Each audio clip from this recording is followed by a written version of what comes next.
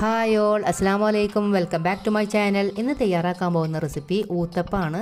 Mixed ഊത്തപ്പാണ് തയ്യാറാക്കുന്നത്. അപ്പോൾ അതെങ്ങനെ തയ്യാറാക്കാൻ നോക്കാം.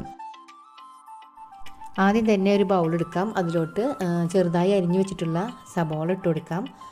മിക്സഡ് ഊത്തപ്പായ കാരണം തന്നെ നമുക്ക് ഇഷ്ടമുള്ള വെജിറ്റബിൾസ് ഇട്ട് കൊടുക്കാം.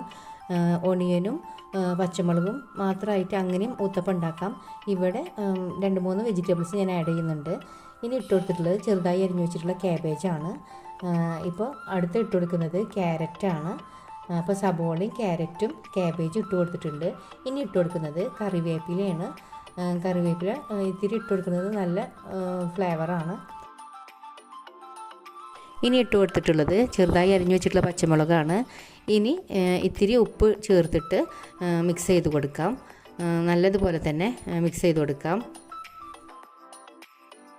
ഇനി വേണ്ടത് ഊത്തപ്പത്തിൻ്റെ മെയിൻ ഇൻഗ്രീഡിയൻ്റ് ആയിട്ടുള്ള ദോശമാവാണ്. ആ ദോശമാവ് അധികം വട്ടത്തിലല്ല, ഒരു മീഡിയം വട്ടത്തിൽ ചുറ്റിച്ചിട്ട് നമ്മളുടെ വെജിറ്റബിൾസ് അതിൻ്റെ മുകളിൽ ഇട്ട് കൊടുക്കുകയാണ്. എന്നിട്ട് ഒന്ന് പ്രസ് ചെയ്ത് കൊടുക്കാം. അപ്പോഴാണ് അതിന്മേൽ അത് പ്രസ്സായിട്ടിരിക്കുള്ളൂ. അതിന് ശേഷം ഒരു ടീസ്പൂൺ ബട്ടർ അല്ലെങ്കിൽ നെയ്യ് ഒഴിച്ചു കൊടുക്കുകയാണ്. അപ്പോൾ ഒന്ന് ടേസ്റ്റ് ഉണ്ടാവും. അതൊന്ന് മൊരിഞ്ഞതിന് ശേഷം മറിച്ചിട്ട് കൊടുക്കാം. ഇതാണ് ഊത്തപ്പത്തിൻ്റെ ഒരു പാകം എന്ന് പറയുന്നത്. ദോശമാവ് ഇതുപോലെ ബാക്കി വന്നാൽ ഇങ്ങനെ 4 മണിക്ക് മക്കൾക്ക് ഉണ്ടാക്കി കൊടുത്താൽ അവർക്ക് ഭയങ്കര ഇഷ്ടമാവും. ഇതിപ്പോൾ മിക്സഡ് വെജിറ്റബിൾസാണ് ചേർത്തിട്ടുള്ളത്. ഇതിന് പകരം ചിക്കൻ ചേർത്ത് കൊടുക്കാം.